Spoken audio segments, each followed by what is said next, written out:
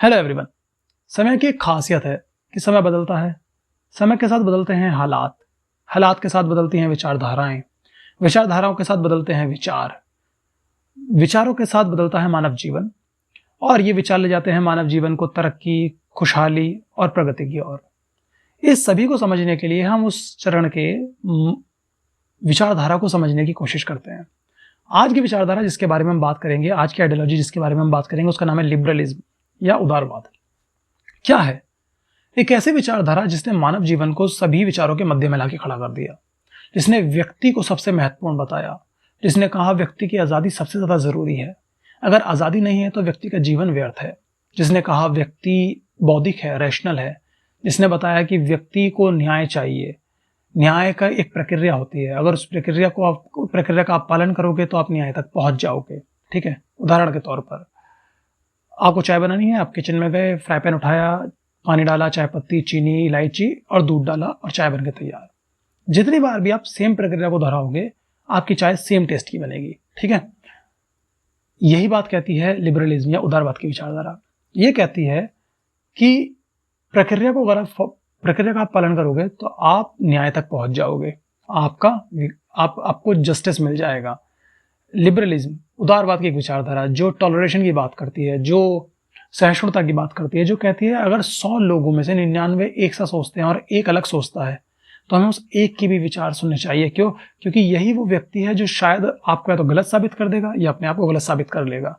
अगर आपको गलत साबित किया तो बढ़िया, आपको नया विचार मिल जाएगा, सही विचार मिलेगा। और अगर अपने आप को गलत साबित करता है तो ठीक है ना, आपको तो पता ही था ना सच क्या है। लिबरलिज्म की विचारधारा बात करती है मिनिमल स्टेट की, कहती है राज्य का हस्तक्षेप नहीं होगा।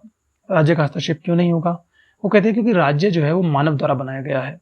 और राज्य का हस्तक्षेप कहाँ नहीं होगा? राज्य का हस्तक्षेप आपके आर्थिक मामलों में नहीं होगा, आपकी निजी जिंदगी में नहीं होगा।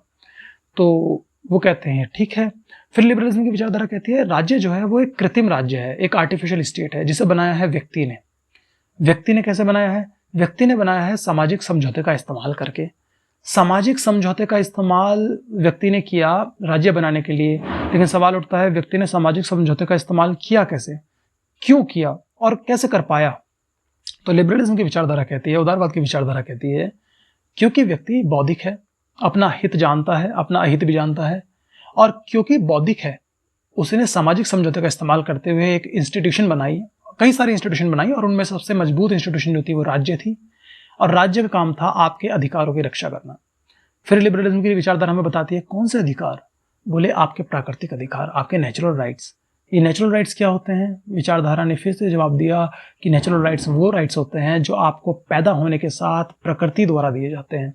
उन अधिकारों को नेचुरल राइट्स बोलते हैं। बोले ओके, वेरी गुड।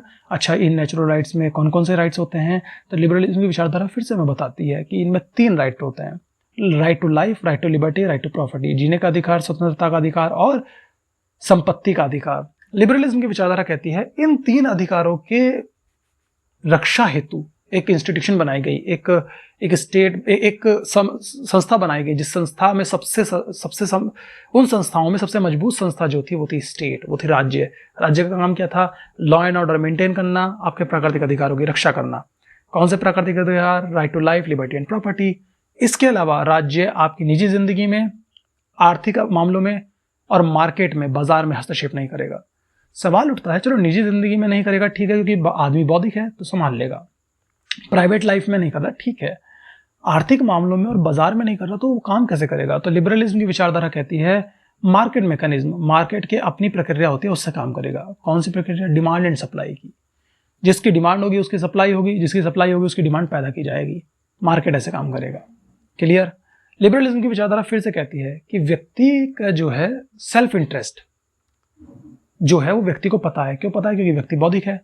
लिबरलिज्म की विचारधारा कहती है जब व्यक्ति अपना सेल्फ इंटरेस्ट को पूरा करना चाहेगा तो आप उसमें हस्तक्षेप नहीं करेंगे। क्लियर?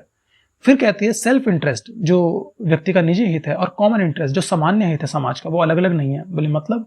बोले अगर समाज में 4 व्यक्ति हैं, A B C D, चारों के अपने अपने हित हैं, A का हित, B का हित, C का हित, D का हित।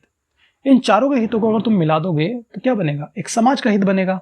इसीलिए सेल्फ इंटरेस्ट और कॉमन इंटरेस्ट अलग नहीं है, सेम ही चीज है। क्लियर? कोई भी विचारधारा जब आती है, जन्म लेती है, तो उस विचारधारा के पीछे कुछ कारण होते हैं। क्या कारण थे? लिबरलिज्म की विचारधारा जब आई तो उस टाइम पे मॉडर्न टाइम शुरू हो चुका था, मॉडर्न हिस्ट्री शुरू हो चुकी थी, या मॉडर्न आधुनिक काल शुरू हो चुका था। ठीक है, मध्य काल में कुछ समस्याएं थी, उन समस्याओं को चैलेंज करके ही लिबरलिज्म की विचारधारा आई थी, क्योंकि दुनिया की कोई भी विचार, कोई भी विचारधारा तभी पनप सकता है जब वो अपने समय की बुराइयों को चैलेंज करके उसके ऊपर खड़ा हो जाए। क्या बुराइयां थी? राजा निरंकुश था, राजा के पास असीम पावर थी, राजा कुछ भी कर सकता था, कहता था मैं ही भगवान है, अपन ही भगवान है। कौन कह रहा था? राजा कह रहा था। ठीक है, दूसरा क्या था? दूसरी दिक्कत ये थी कि उस टाइम पे चर्च के पास असीम पावर थी। चर्च कहता था कि तू भगवान है तो मैं भगवान का रिप्रेजेंटेटिव है, मतलब मैं भगवान तक पहुंचाने का रास्ता बताएगा। ठीक है, राजा कहता अपन ही भगवान है, चर्च कहता तू भगवान है तो मैं तेरे तक पहुंचने का रास्ता बताएगा, किसी को तेरे तक पहुंचना तो मेरे से जाएगा। मतलब चर्च कहता था अगर तुमको गॉड तक जाना है, if you want to reach to the God you have to go through the institution of the church. Clear? उस टाइम पे एक रिवॉल्यूशन होता है, उसे कहते हैं रेनेसां, वैचारिक आंदोलन था एक। उसमें क्या हुआ? कॉन्स्टेंटिनोपल पर कब्जा हुआ इस्लाम का। कॉन्स्टेंटिनोपल पर जब इस्लाम का कब्जा होता है तो एक इंटेलिजेंसिया वर्ग, एक बौद्धिक वर्ग शिफ्ट होता है ग्रीस से इटली। जब वो इटली शिफ्ट होता है तो ग्रीस के अपने रिलीजियस स्कल्पचर्स लेके जाता है, एंशिएंट टेक्स्ट लेके जाता है, और उन टेक्स्ट से ग्रोथ होती है। उन टेक्स्ट की मदद से, उन रिलीजियस स्कल्पचर्स, रिलीजियस टेक्स्ट या हस्तलिपि की मदद से क्या होता है, लोगों के अंदर आर्ट एंड कल्चर की भावना पनपती है, वो आर्ट एंड कल्चर को और ज्यादा समझने लगते हैं। ठीक है, कल तक जो व्यक्ति धार्मिक रूप में या धार्मिक चिन्हों का इस्तेमाल करके अपने मन की बात को एक्सप्रेस कर रहा था, आज वो व्यक्ति आर्ट की मदद से अपने आप को एक्सप्रेस करने लगता है। तो धर्म की उपयोगिता थोड़ी सी कम हो जाती है। और क्या होता है? एक मूवमेंट शुरू होता है कमाल के आदमी द्वारा। उस कमाल के आदमी का नाम था Martin Luther king. Martin Luther king एक मूवमेंट शुरू करता है, उसे कहता है रिफॉर्मिस्ट मूवमेंट, मतलब एग्जिस्टिंग चीज में बदलाव लाना, सुधार लाना। ठीक है, रिफॉर्मिस्ट मूवमेंट क्या काम करता है? मार्टिन लूथर किंग जब रिफॉर्मिस्ट मूवमेंट शुरू करता है तो उसमें चर्च पे क्वेश्चन करता है। वो कहता है चर्च ने क्या ठेका ले रखा है सबको भगवान तक पहुंचाने का? अगर आप चर्च की नहीं मानोगे तो आप भगवान तक पहुंचोगे ही नहीं। मार्टिन लूथर किंग कहता है कि आप रिलीजियस टेक्स्ट को पढ़ो, अपने मन की मानो, अपनी बुद्धि के हिसाब से काम करो और आप ईश्वर तक पहुंच जाओगे। आपको किसी धार्मिक क्रियाकलाप की जरूरत नहीं है। ठीक है, सेम चीज यहाँ पे इंडिया में राजा राममोहन रॉय करते हैं। ठीक है, करेंगे इस बारे में फिर से बात हम। और क्या हो रहा था उस टाइम पे? उस टाइम पे प्रेस का इन्वेंशन होता है। प्रेस मतलब ये वाली प्रेस नहीं, छापने वाली प्रेस। ठीक है, प्रेस का इन्वेंशन होता है। प्रेस के इन्वेंशन से क्या हुआ? प्रेस के इन्वेंशन ने वही काम किया जो आज के टाइम पे इंफॉर्मेशन टेक्नोलॉजी ने किया। क्या किया?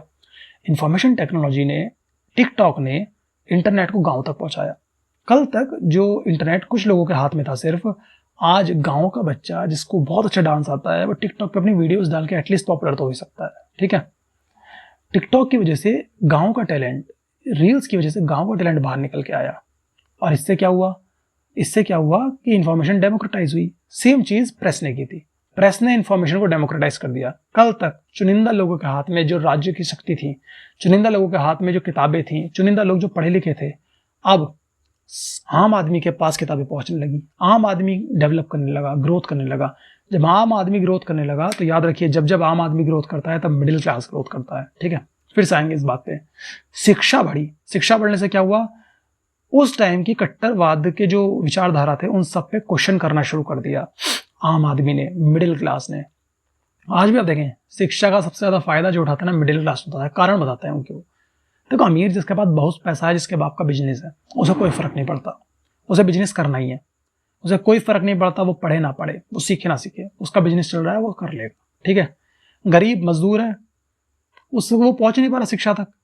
मिडिल क्लास जो है वो शिक्षा तक पहुंचता है। और मिडिल क्लास को एक बात नजर आती है कि यार यहां से निकलना है ना बाहर, तो शिक्षा एकमात्र रास्ता है। और आप और मेरे जैसे हर व्यक्ति के लिए शिक्षा एकमात्र रास्ता है। ठीक है, फिर क्या होता है? जब शिक्षा लोगों तक पहुंचती है, मिडिल क्लास का राइज होता है। जब मिडिल क्लास का राइज होता है तो इंडस्ट्रीज का भी राइज होता है। ठीक है, क्यों इंडस्ट्रीज का राइज होता है? क्योंकि उस टाइम पे इंडस्ट्रियल रिवॉल्यूशन आ चुका था। इंडस्ट्रियल रिवॉल्यूशन में क्या हुआ था? नई मशीनें बनने लगी थी। ठीक है, नई मशीनों से काम आसान होने लगा था। अब छोटी फैक्ट्री में बड़ा प्रोडक्शन हो सकता था। ठीक है, कल तक वही आदमी राज करता था जिसके पास बड़ी लैंड हुआ करती थी। क्योंकि बड़ी लैंड पर ही खेती हो सकती थी, क्योंकि एग्रीकल्चर इकॉनमी थी। आज मशीन आ गई थी तो एक छोटी मशीन एक छोटी जमीन पर लगाई जा सकती थी और बहुत बड़ा प्रोडक्शन किया जा सकता था। क्लियर? मिडिल क्लास के पास छोटी छोटी जमीनें थी, उन्होंने छोटी छोटी जमीनों पर छोटी छोटी फैक्ट्री लगाई। छोटी छोटी फैक्ट्री से बड़ा प्रोडक्शन हुआ और वहाँ से मिडिल क्लास की इकोनॉमिक पावर बढ़ी। जब मिडिल क्लास की इकोनॉमिक पावर बढ़ी तो याद रखिएगा, जब जब इकोनॉमिक पावर बढ़ेगी तब तक पॉलिटिकल पावर भी बढ़ेगी। ठीक है, आपके शहर के जो सबसे रईस लोग होते हैं उनकी पॉलिटिकल पावर बहुत होती है। क्यों? क्योंकि एमएलए को पैसा पहुंचाते हैं ना वो इलेक्शन लड़ने के लिए। तो पॉलिटिकल पावर बढ़ी। और क्या हुआ था उस टाइम पे? साइंटिफिक रिवॉल्यूशन आया। साइंटिफिक रिवॉल्यूशन की वजह से नई नई डिस्कवरी होने लगी। चर्च के द्वारा बनाए गए नियमों का चैलेंज किया जाने लगा, चाहे वो आपके न्यूटन हो, कॉपरनिकस हो या फिर गैलीलियो हो। इन्होंने बेसिक क्वेश्चंस करने शुरू किए रिलीजन के ऊपर।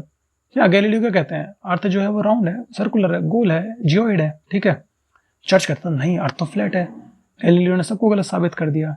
ठीक है, गैलीलियो ने कहा कि सूरज के चारों तरफ प्लैनेट्स घूमते हैं, ना कि सूरज अर्थ के चारों तरफ घूमता है। ठीक है, ये भी बिल्कुल बाइबल के उलट बात थी। क्यों पॉसिबल हो पाया? साइंटिफिक रिवॉल्यूशन की वजह से, और लोगों तक पहुंचा प्रेस की वजह से। क्लियर? और एक चीज और हो रही थी। क्या हो रही थी? कि जब पॉलिटिकल पावर लोगों की राइज हो रही थी तो उस टाइम पे लोगों के अंदर रैशनैलिटी भी आ रही थी, है ना। लोग बौद्धिक रूप में सोचना शुरू कर चुके थे तब तक। और उसी टाइम पर स्टेट का भी इजाद होता है। स्टेट जो आज हम मॉडर्न स्टेट की बात करते हैं उस स्टेट की बात कर रहा हूँ। स्टेट का इजाद होता है क्यों? क्योंकि कॉन्टेक्ट स्टेट थी। स्टेट को एक मशीन के रूप में देखा उन्होंने कहा स्टेट भी व्यक्ति के जीवन को आसान करने के लिए है। और ये सब बैकग्राउंड में एक नई आइडियोलॉजी उभर कर आती है जिसका नाम था लिबरलिज्म, जो हमने अभी समझी। यह है पार्ट 1। पार्ट 2 समझिएगा, पार्ट 2 आएगा 1-2 दिन में, उसको फॉलो अप कीजिएगा पूरी लिबरलिज्म की आइडियोलॉजी को समझने के लिए। धन्यवाद।